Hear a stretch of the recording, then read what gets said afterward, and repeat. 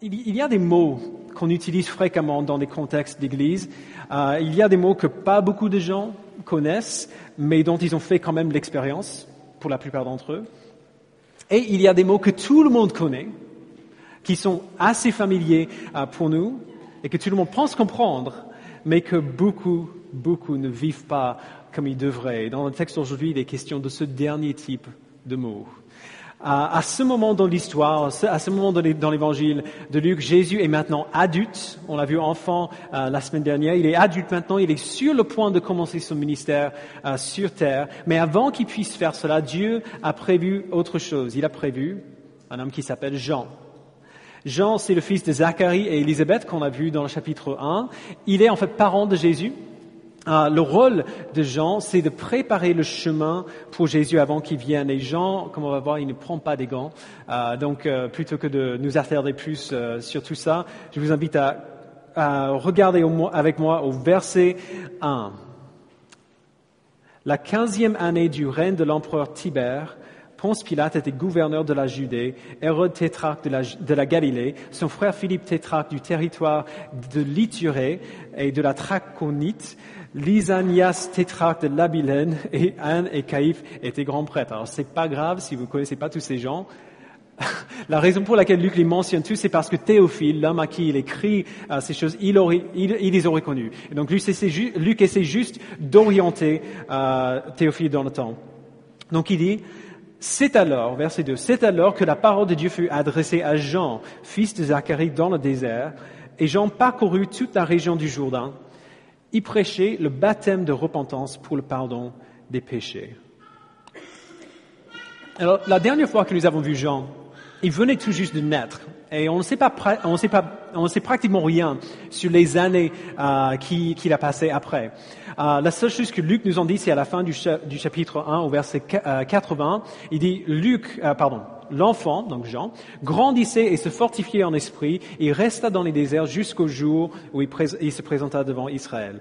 Alors, à un moment dans sa vie, on ne sait pas si c'était dans son adolescence, après la mort de ses parents, peut-être qu'il était âgé quand même, ou quand il était adulte. En tout cas, il est parti vivre dans le désert.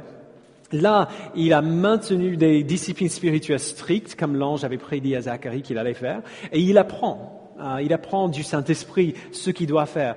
Un des résultats de son temps dans le désert, c'était que Jean était un peu bizarre. Il était un petit peu étrange. Matthieu nous dit dans son évangile, chapitre 3, verset 4, Jean portait un vêtement en poil de chameau et une ceinture de cuir autour de la taille. C'est assez normal, il vit dans le désert, mais quand même, il se nourrissait de sauterelles et de miel sauvage. Quand j'ai dit ça à mon fils, il a bien aimé. Jean mangeait des insectes trempés dans le miel, c'est digeste. Bref, le résultat principal, c'était pas son côté bizarre, c'était que Jean soit préparé. C'était qu'il soit l'homme qui devrait être pour préparer le chemin pour Jésus. Et donc, il se préparait dans le désert, et là, il a attendu jusqu'au moment où la parole de Dieu lui a été adressée. Et à ce moment-là, il sort du désert, il parcourt toute la région du Jourdain, du fleuve, et il prêche le baptême de repentance pour le pardon des péchés, qu'on voit ici. Alors, Jean sort du désert, il va dans la région autour du fleuve, il commence à prêcher. Et on va parler du contenu de sa prédication dans un instant, mais d'abord, il faut qu'on voit deux choses dans ce passage qu'on vient de lire. Quel était le but du baptême de Jean, donc pourquoi il prêchait, et ensuite ce que son baptême signifiait. Donc Luc nous dit pourquoi Jean prêche, et je me suis trompé, c'est dans le passage qui vient après. Il nous dit pourquoi Jean prêche dans le verset 4 au verset 6. Donc on lit encore en partie du verset 4. Il prêchait le baptême de repentance pour le pardon des péchés, conformément à ce qui est écrit dans le livre des paroles du prophète Ésaïe. C'est la voix de celui qui crie dans le désert, préparez le chemin du Seigneur, rendez ses sentiers droits. Toute vallée sera comblée, toute montagne et toute colline seront abaissées, ce qui est tortueux sera redressé et les chemins rocailleux seront aplanis. Et tout homme verra le salut de Dieu. Il parle là d'une pratique très ancienne. Quand un roi allait visiter une ville, les citoyens se préparaient à l'accueillir en traçant un chemin très large et égal pour qu'il puisse entrer dans la ville avec tout son cours de manière festive. On a un exemple de ça avec les Champs-Élysées. Si on pense à la manière dont Napoléon rentrait de la bataille avec ses armées, c'est un peu ça. On traçait un chemin très long et très large et très droit et aplani pour ne pas que les roues des chars trébuchent sur les cailloux et tout ça, pour que ce soit possible qu'on nous rentre de manière festive dans la ville. Ésaïe prédit un prophète qui va faire ça de manière figurative, mais sur une échelle bien plus grande que les Champs-Élysées. Ce prophète n'enlèverait pas les cailloux pour ne pas endommager les roues des chars. Ce prophète-là, il va raser des montagnes. Il va remplir des vallées tout entières. Il va faire, en gros, il va faire que tout le monde puisse venir. Tout le monde qui veut venir puisse venir. Rien dans leur situation extérieure ne pourra les empêcher de venir s'ils ont envie de le faire.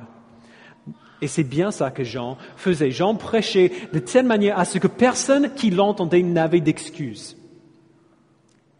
Tout le monde, depuis les grands prêtres jusqu'aux paysans les plus humbles, tout le monde était sur le même terrain, un même pied d'égalité. Jean prêchait pour que tous comprennent qu'ils ont besoin de se repentir et pour que tout le monde puisse le faire s'ils en ont envie. Donc c'est pour cela qu'il prêchait.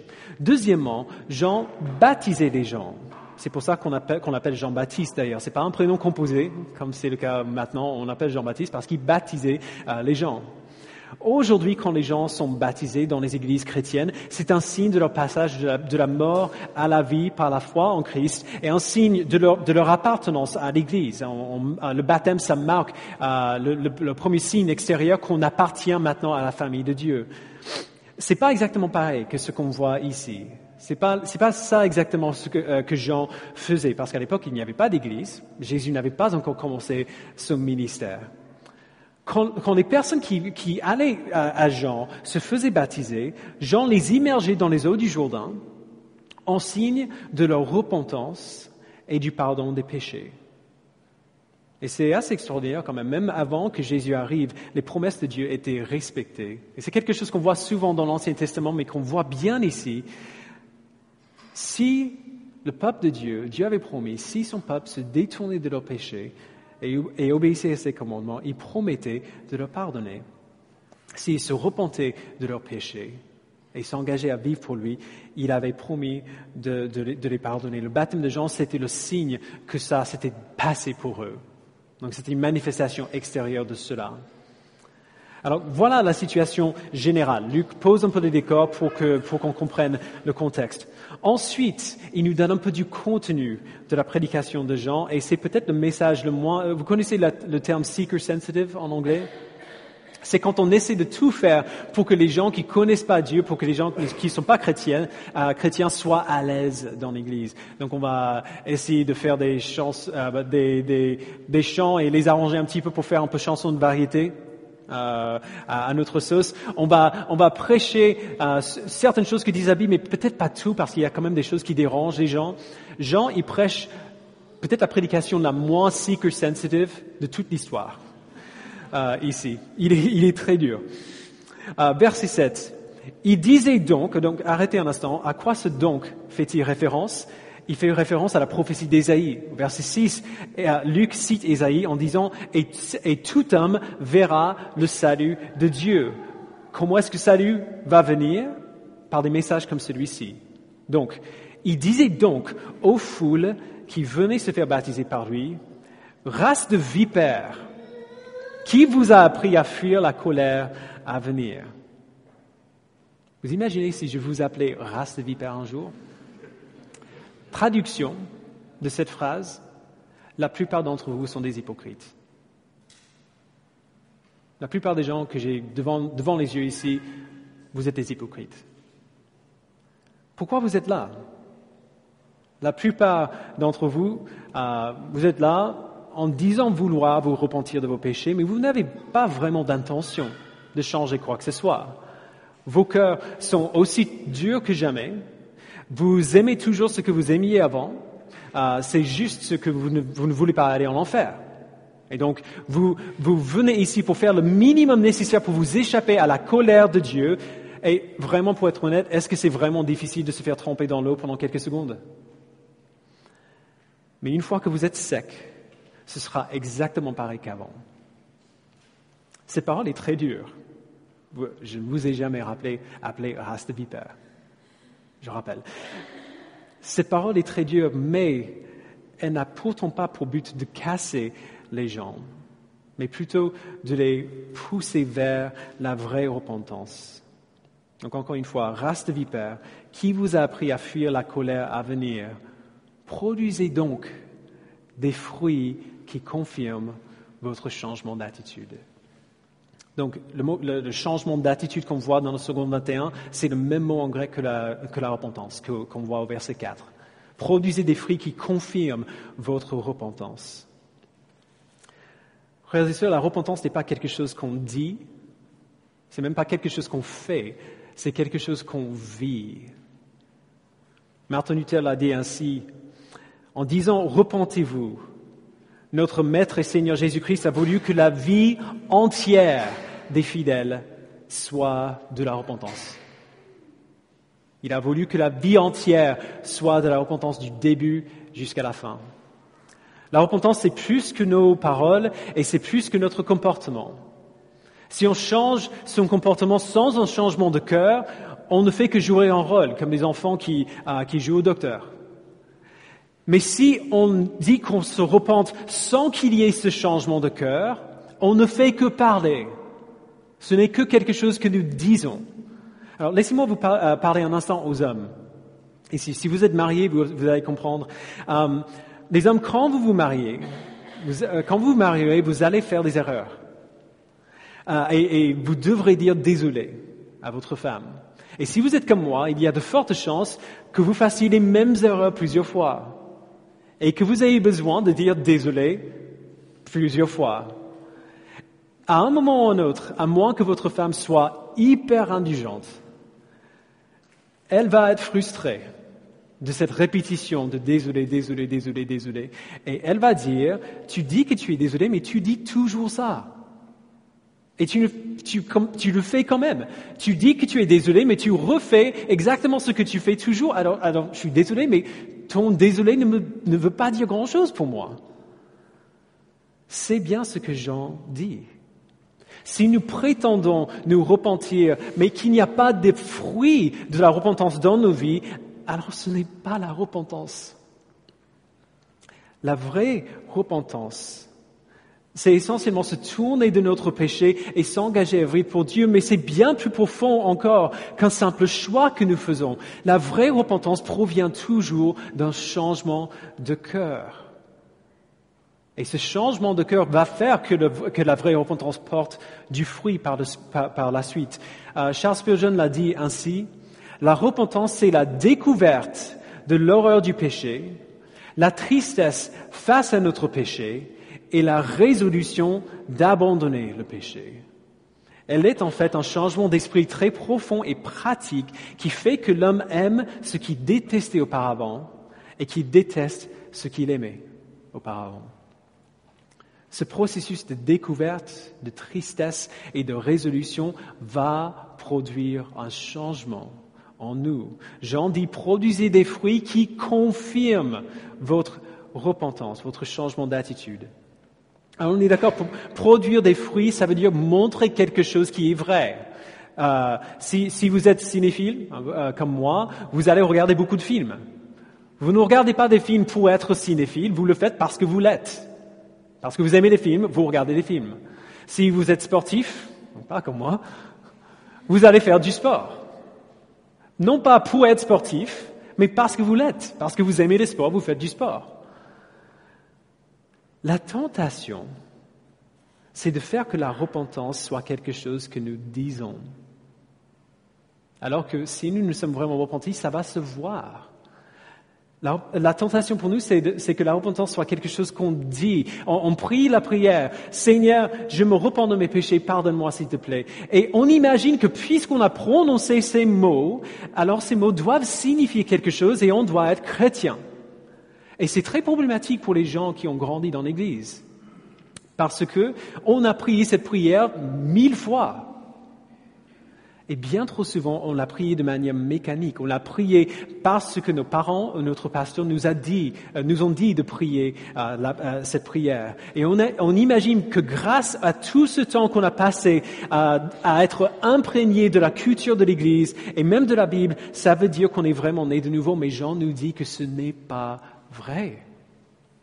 Ce n'est pas ça qui confirme notre repentance. Verset 8 encore. Produisez donc des fruits qui confirment votre changement d'attitude et ne vous mettez pas à dire en vous-même, nous avons Abraham pour ancêtre. En effet, je vous déclare que de ces pierres, Dieu peut faire naître des descendants d'Abraham. Déjà, la hache est mise à la racine des arbres. Tout arbre qui ne produit pas de bons fruits sera donc coupé et jeté au feu. Autrement dit, il y a des gens qui ont passé toute leur vie à croire que puisqu'ils ont hérité un héritage d'une religion particulière, leur statut devant Dieu est assuré. Puisqu'ils ont pris ça de leurs parents. Toute la famille est chrétienne depuis des générations. Et donc, forcément, moi je le suis aussi. Mais la vérité, c'est que Dieu est capable de prendre une pierre, de faire un miracle de son esprit et de faire que cette pierre soit plus son enfant que toi. Écoutez-moi bien, il y a des gens qui sont dans nos églises semaine après semaine après semaine, qui pensent tout faire comme il faut. Ils ont un taux d'assistance au culte qui est incroyable. Mais ils ne survivront pas le jugement. Parce que leur repentance n'est pas réelle, elle n'a pas porté de fruits dans leur vie. Ils restent condamnés et ils ne le savent même pas. C'est pour cela que Jean ressent le besoin de nous le dire. Il a raison. Il a raison de ne pas avoir peur de dire cela à ces gens qui se disaient religieux, qui se disaient enfants de Dieu, parce qu'ils sont ancêtres d'Abraham. Alors la question qui se pose naturellement, quand on voit tout ça, c'est, ok, d'accord, quelque chose doit changer, j'ai bien compris, mais à quoi ressemble ce changement? À quoi ressemblent les fruits de la repentance? C'est la question que la foule pose au verset 10. La foule l'interrogeait, que devons-nous donc faire? Il leur répondit que celui qui a 2 chemises partage avec celui qui n'en a pas, et que celui qui a de quoi manger fasse de même. Des collecteurs d'impôts vinrent aussi pour se faire baptiser. Ils lui dirent, « Maître, que devons-nous faire ?» Jean leur répondit, « N'exigez rien de plus que ce qui vous a été ordonné. » Des soldats aussi lui demandèrent, « Et nous, que devons-nous faire ?» Il leur répondit, « Ne commettez ni extorsion, ni tort envers personne, et contentez-vous de votre solde. » Donc Jean donne 3 exemples du changement que la repentance produit, et essentiellement c'est le même exemple à chaque fois. Chaque exemple parle de la compassion et de la générosité envers d'autres. Prendre soin de ceux qui en ont besoin, ne pas abuser des autres ou profiter des autres.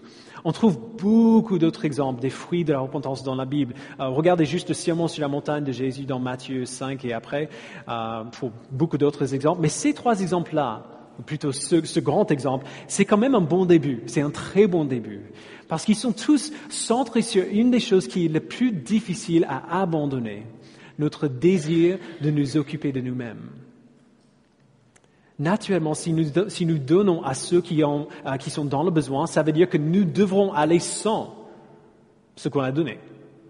Si je prends mon déjeuner à McDo, que j'aime bien faire, et il y a une famille qui se met dans le McDo à côté de moi, qui demande à manger, qui arrive souvent si on mange au Forum des Halles, et je leur donne mon sandwich ou mes frites ou mon repas, ça veut dire que je ne vais pas pouvoir le manger. Ou alors l'exemple des collecteurs d'impôts et des soldats. Une fois que nous avons goûté au luxe, à ce que c'est que d'avoir un peu plus, il est très, très difficile d'y renoncer. On veut 2 chemises, dans son exemple, on veut 2 chemises parce que qu'est-ce qui se passe si jamais la chemise que j'ai a un problème, si je la tache ou si je la déchire? On veut remplir nos comptes bancaires parce que qu'est-ce qui se passe le jour où la serrure de notre porte d'entrée se casse et on doit dépenser 1 200 € pour la remplacer? C'est arrivé mercredi. Ou alors, si je donne ceci ou cela, je ne pourrai pas prendre des vacances en Grèce que j'avais prévues depuis si longtemps. Une des marques de la repentance, c'est reconnaître que nous ne sommes pas le centre du monde, mais que c'est Dieu, le centre du monde. Nous réalisons que nous avons raté de cible, nous n'avons pas fait ce pourquoi nous sommes créés et on veut retourner à cela. On veut faire ce pourquoi il nous a créés. On veut être restauré à ce que Dieu a prévu pour nous. Et donc, il faudra du coup savoir ce que Dieu aime et faire ce que Dieu fait. Qu'est-ce que Dieu aime? Il aime les personnes qu'il a créées. On voit tant de fois dans la parole de Dieu. Et qu'est-ce que Dieu fait? Il sert les personnes qu'il a créées. Il y a 1 million d'exemples comme cela. Jean dit, produisez des fruits qui confirment votre repentance. Autrement dit, si vous vous êtes repentis, vivez-le. Vivez comme si c'était vrai. Si c'est vrai, prouvez-le par votre vie. Ça va se voir. Si votre repentance est sincère, vous verrez devenir de plus en plus comme Dieu. Vous allez aimer ce qu'il aime, vous allez faire ce qu'il fait. Alors faites-le. Apprenez à aimer ce qu'il aime, à faire ce qu'il fait, à agir en fonction de cet amour. Alors il reste une question à laquelle Jean n'a pas encore répondu. Il nous a dit ce que c'est que la repentance et il nous a dit à quoi ça ressemblera, mais il ne nous a pas encore dit comment ça va se passer, comment ça peut arriver. Notre tentation, ce sera de nous y prendre de manière professionnelle, comme on fait tout. On a appris dans notre société à être efficace, à bien travailler. On est efficace dans nos boulots et on en est fier. Et donc naturellement, quand on doit vivre pour Dieu, on essaie de mettre cette même efficacité à l'œuvre dans notre relation avec Christ. Mais ça ne marche pas comme ça. Si vous avez essayé quelque temps, vous le savez très bien. Ça ne marche pas parce qu'on ne peut pas, on peut contrôler ce qu'on fait, mais on ne peut pas contrôler ce qu'on veut. On ne peut pas contrôler ce qu'on aime. On peut donner aux pauvres parce qu'on se sent coupable de ne pas le faire ou parce qu'on veut se prouver quelque chose à nous-mêmes. Mais on ne peut pas s'obliger à vouloir donner aux pauvres. On ne peut pas s'obliger à ne pas aimer l'argent ou à ne pas aimer notre confort ou notre plaisir. On ne peut pas se forcer à aimer plus les autres que nous-mêmes. C'est impossible. Pour cela, il faudrait quelque chose d'autre, ou plutôt quelqu'un d'autre, qui est extérieur à nous et qui entre en nous et qui produit ce changement en nous. Et c'est bien cela que Jean annonce par la suite. Verset 15.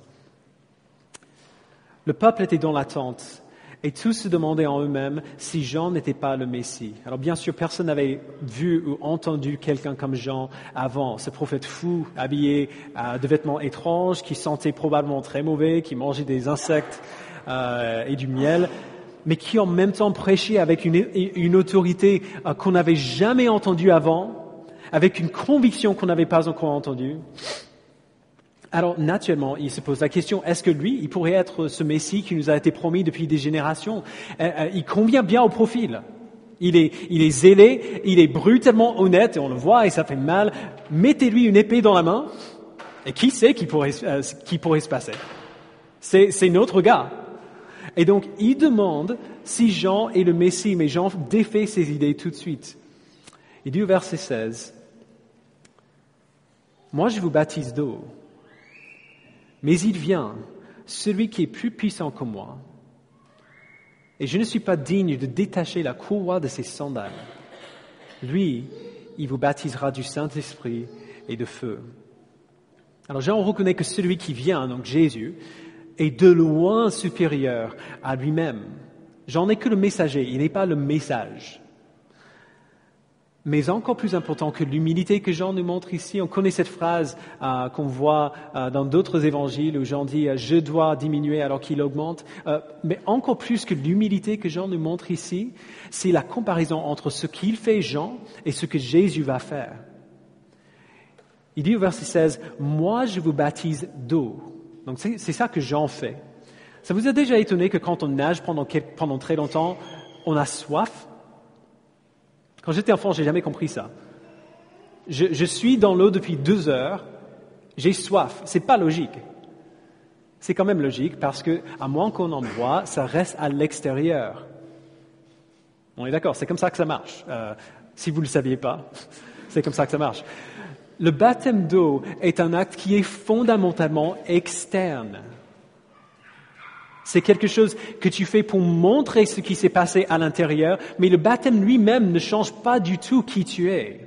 Il ne change rien à l'intérieur de qui tu es au niveau spirituel. Pour cela, il faudra autre chose. Il faudra un autre type de baptême.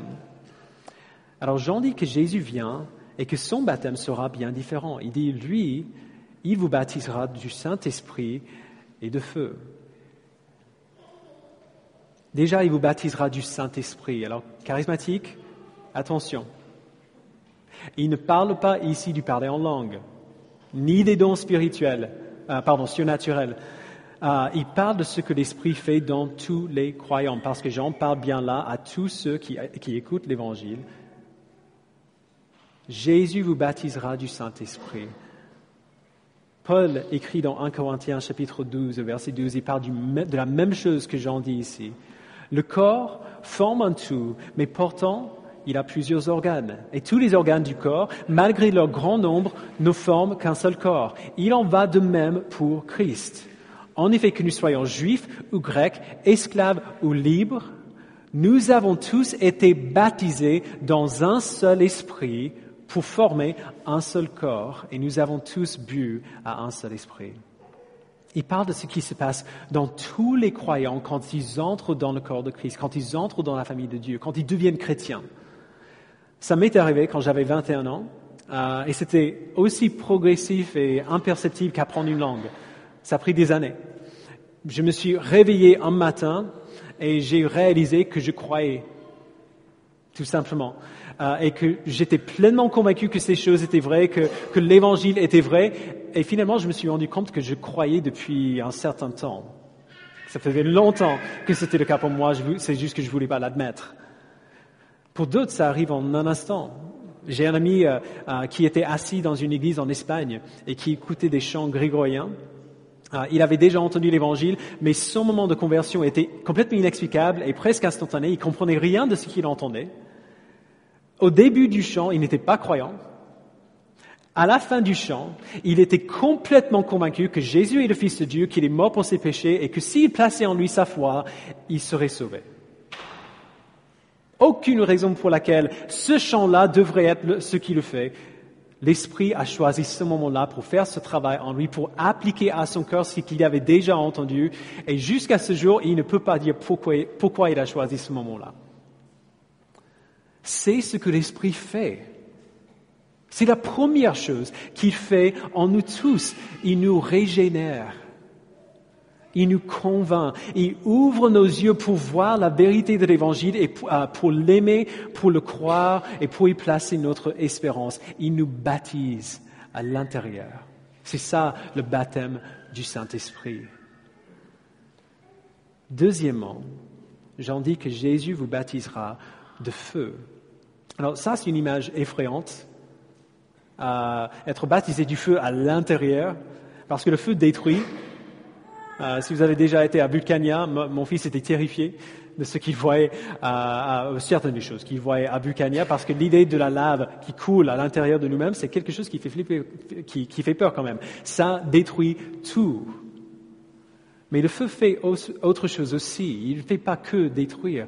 Le feu aussi purifie. Dans son état naturel, l'or ne vaut pas grand-chose. Il y a tellement d'impuretés qui sont mélangées qu'on a du mal à trouver l'or qui est là. Alors, qu'est-ce qu'on fait? On met l'or dans un feu très très chaud. Les impuretés se lèvent à la surface et l'or reste au fond. On gratte pour enlever les impuretés de la surface et puis on répète le processus jusqu'à ce qu'il ne reste que de l'or à 100% pur. On chauffe, on enlève, on chauffe, on enlève, on chauffe, on enlève. Et au fur et à mesure qu'on avance dans ce processus, l'or à l'intérieur devient de plus en plus pur. C'est ce que l'Esprit fait en nous. C'est l'autre baptême de Jésus, le baptême de feu. Il nous régénère afin que nous ayons la foi en Jésus. Et puis après, lentement et patiemment, il nous purifie. Il travaille en nous pour brûler ces aspects de notre caractère qui ne sont pas en ligne avec la volonté et le caractère de Dieu. Il nous purifie, il nous rend de plus en plus comme Jésus. Alors Jean dit que son propre baptême est bon, mais il est limité, parce qu'il reste à l'extérieur. L'eau ne lave que l'extérieur. Mais un homme vient, Jésus, qui nous baptisera du Saint-Esprit et du feu. Il fera un travail à l'intérieur de nous.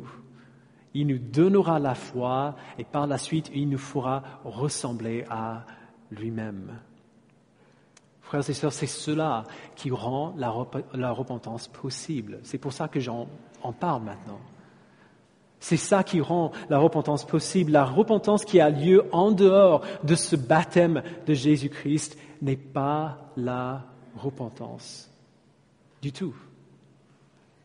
Mais la repentance qui est le fruit de ce travail de Jésus-Christ, la repentance qui est le fruit de ce baptême de l'Esprit et du feu, cette repentance-là est assurée. Assurée. C'est ce que Jean dit au verset 17. Il a sa pelle à la main, il nettoiera son aire de battage et il amassera le blé dans son grenier, mais il brûlera la paille dans un feu qui ne s'étend pas. C'est ainsi, avec encore beaucoup d'autres encouragements, que Jean a annoncé la bonne nouvelle au peuple. Alors Luc nous dit qu'il s'agit bien d'un encouragement, même si on ne dirait pas au premier abord.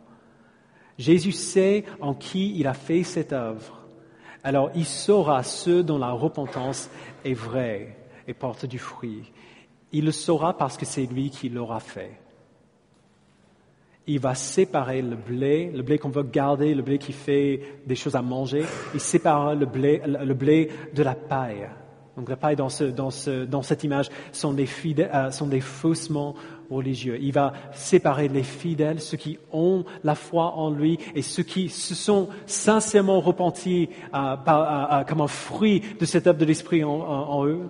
Il séparera les fidèles des faussements religieux.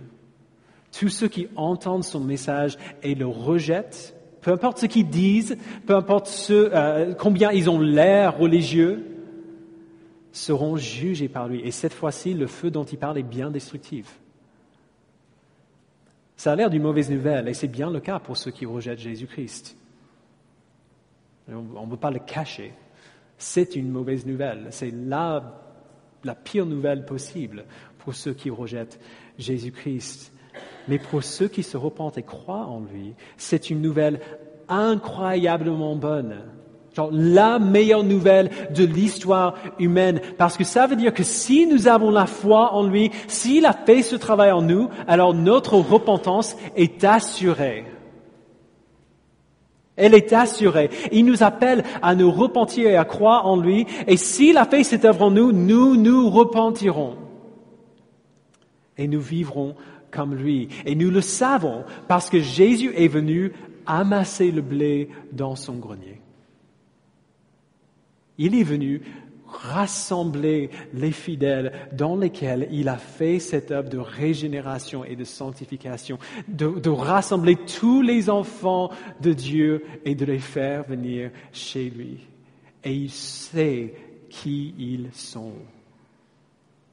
Il sait en qui il a fait ce travail. Il sait ceux qui se sont repentis. Il sait ceux qui ont porté le fruit de cette repentance en eux.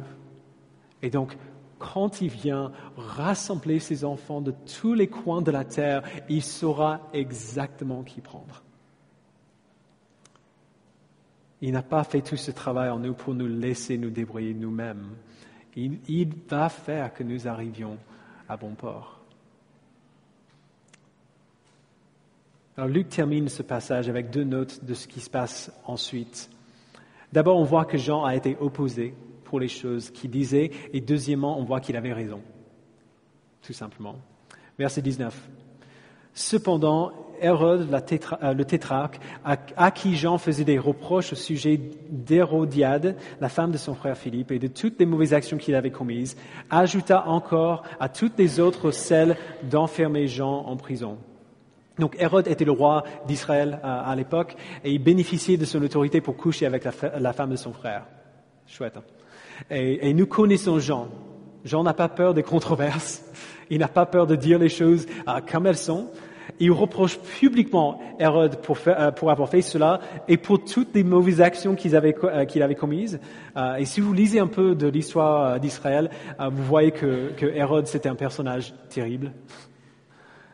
Alors Hérode met Jean en prison et éventuellement il lui coupe la tête et la donne à la fille de sa compagne. C'est comme ça qu'il termine. Tout le monde qui proclame la vérité, même ceux qui sont aussi influents que Jean. Hérode aimait bien Jean à la base. C'est quelqu'un qui l'admirait, on voit dans les évangiles. Et pourtant, même avec son influence et son pouvoir d'influence sur le peuple, tous ceux qui proclament la vérité vont rencontrer de l'opposition d'une manière ou d'une autre. Et donc, il faut qu'on s'y attende. Il ne faut pas être surpris que ça arrive. Mais en même temps, l'opposition que nous rencontrons parce que nous disons la vérité ne veut pas dire que nous avons tort. C'est ce que Jean ne peut pas prouver lui-même, Dieu confirme pour lui. Verset 21. Comme tout le peuple était baptisé, Jésus aussi fut baptisé. Pendant qu'il priait, le ciel s'ouvrit et le Saint-Esprit descendit sur lui sous une forme corporelle, comme une colombe. Et une voix fit entendre du ciel ces paroles. « Tu es mon Fils bien-aimé, tu as toute mon approbation. » Alors, on va revenir un petit peu sur ces paroles la semaine prochaine, mais tout cela pour dire Dieu n'a pas besoin de gens pour convaincre les gens que Jésus c'est le Christ. Quand l'heure est venue, Dieu lui-même parle du ciel et confirme l'identité de Jésus-Christ devant la foule, devant tous ceux qui sont là. Il confirme, cette personne-là, c'est le Messie que vous cherchez. Cet homme-là, c'est mon Fils bien-aimé. La voie a été préparée. Jean a fait son travail. Il a fait ce qu'il devait faire pour préparer les cœurs des gens pour entendre le message de Jésus. Et donc maintenant, Jésus est venu et il peut se mettre au travail. Alors, les appels de ce texte sont variés et nombreux. On pourrait prêcher toute une série de messages rien que sur ce passage-là. Donc, je vous laisse deux appels seulement, qui rassemblent un peu les tout. Ce texte, dans un premier temps, nous appelle à examiner notre repentance. Jean dit, produisez des fruits qui confirment votre repentance. Et il a prévenu qu'il y aurait ceux qui imaginent que leur état spirituel est solide à cause de leur arrière-plan ou à cause de ce qu'ils disent d'eux-mêmes, alors que chaque arbre qui ne porte pas de bons fruits sera coupé et jeté au feu. Ce que tu dis de toi-même est nettement moins important que ce que tu fais, que la manière dont tu vis ta vie. Parce que la manière dont tu vis ta vie va prouver ce que tu dis, ou alors le déprouver. Alors posez-vous la question ce matin, avec moi. Est-ce que je porte du fruit qui confirme ma repentance? Est-ce qu'il y a eu un changement dans ma vie? Est-ce que je peux le voir? Est-ce qu'il y a des péchés que je nourris en secret, des choses que je sais vont à l'encontre de la volonté de Dieu pour moi, mais ils me font plaisir en quelque part? Ou alors, j'y suis tellement attaché que je n'ai pas envie de faire la lutte nécessaire pour m'en débarrasser. Est-ce que je parle d'une manière qui édifie ou d'une manière qui détruit? Est-ce que je regarde aux choses que je ne devrais pas regarder? Vous voyez ce que je veux dire? La liste peut être illimitée. Est-ce que je vois un changement dans ma vie grâce à ma repentance? Non pas est-ce que je suis parfait, mais est-ce que je vois le fruit dans ma vie? Et il ne faut pas s'arrêter au comportement extérieur. Sur quoi est-ce qu'on passe notre temps à réfléchir? Qu'est-ce que nous voulons dans nos vies? Qu'est-ce que nous aimons? Il faut le savoir que tout le monde loue quelque chose. Sans exception, toute personne humaine qui existe dans ce monde loue quelque chose. Tout le monde aime quelque chose et nous louons ce que nous aimons. Tout le monde loue quelque chose et nous sommes ce que nous louons. Ce que nous louons va produire des fruits dans notre vie. Alors nous devons examiner notre repentance. Nous devons examiner nos vies pour voir ce qui est produit par le vrai objet de notre affection. En regardant à notre vie, on peut très facilement répondre à la question « Qu'est-ce que j'aime vraiment ?» Qu'est-ce que j'aime vraiment? Et ce n'est pas pour dire que nous devons douter de la réalité de notre repentance. Souvent, les messages sur ce texte vont dans ce sens. Regardez à votre vie, si vous ne voyez pas de fruits, alors vous n'êtes sûrement pas convertis. Ce n'est pas ça que je dis non plus. Il ne faut pas aller à l'autre extrême. Ce que nous réalisons après cette examination sera très possiblement une source de gratitude. Nous passons tellement de temps à examiner notre foi pour repérer des faiblesses qu'on oublie parfois de chercher des signes de l'existence de notre foi et de sa santé. Alors examinez-vous aussi, en même temps que vous cherchez, en demandant à Dieu, montre-moi des domaines dans ma vie où je ne porte pas de fruits de ma repentance. En même temps que vous faites cela, examinez-vous aussi pour chercher des signes de l'œuvre de l'Esprit en vous. Examinez-vous pour voir toutes les manières dont il vous a changé. Ce ne sera pas parfait. Ça ne veut pas dire que vous n'êtes pas à lui. Si vous êtes à lui, il y aura des choses qui sont différentes aujourd'hui. Il y aura des choses que vous aimez aujourd'hui, que vous n'aimiez pas, qui ne vous intéressaient pas du tout avant. Il y aura des choses que vous n'aimez plus, que vous aimiez avant. Parce que quand on voit ça, quand je réalise tout ce que Dieu a fait en moi, les bonnes choses que j'aime aujourd'hui, que je détestais avant, les péchés que je déteste aujourd'hui, que j'aimais avant, quand je réalise tout cela, alors je suis tellement reconnaissant pour ce que Dieu a fait que je suis motivé pour continuer. Alors examinons notre repentance dans les deux sens. Demandons à Dieu de nous montrer les domaines dans notre vie où nous ne voyons pas de fruits encore, mais demandons-lui aussi de nous montrer, demandons-lui, qu'est-ce que tu as fait en moi? Montre-moi ce que tu as fait en moi. Fais que je vois. Et d'ailleurs, juste entre parenthèses, une bonne manière de faire ça, c'est de compter sur vos frères et sœurs.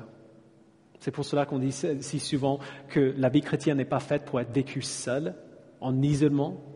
On a besoin de nos frères et sœurs parce que nos frères et sœurs voient bien les choses en nous que nous ne voyons pas.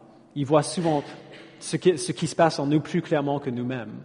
Ils peuvent nous dire les domaines avec lesquels nous luttons alors que nous n'y pensons même pas. Et ils peuvent aussi nous dire les progrès que nous avons faits que nous ne voyons pas non plus. Donc, comptez aussi sur vos frères et sœurs.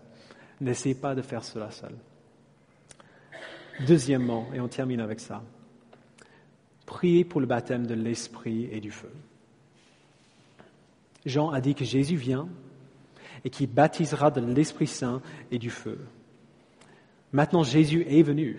Il a payé le prix de nos péchés. Il a offert le salut à tous ceux qui viennent à lui. Alors, il y a beaucoup de personnes ce matin dans cette salle que je connais pas. Si vous ne connaissez pas Jésus ce matin, alors demandez-lui de vous baptiser de l'Esprit. Ça fait un peu bizarre de le dire comme ça, mais ce n'est rien de plus de lui demander d'envoyer son Esprit pour ouvrir vos yeux, pour que vous voyez ce qui est vrai, afin que vous croyiez que l'Évangile est vrai, afin que vous ayez l'assurance que ces choses sont vraies, que le sacrifice de Jésus à la croix est suffisant pour votre péché et qu'il vous donne de vous repentir. Demandez-lui de faire ça en vous. La réalité que vous ne pouvez pas faire cela pour vous-même, c'est en fait une très bonne nouvelle. Le fait que vous soyez incapable de produire la foi ou de décider de croire en quelque chose, ça c'est une nouvelle excellente pour nous.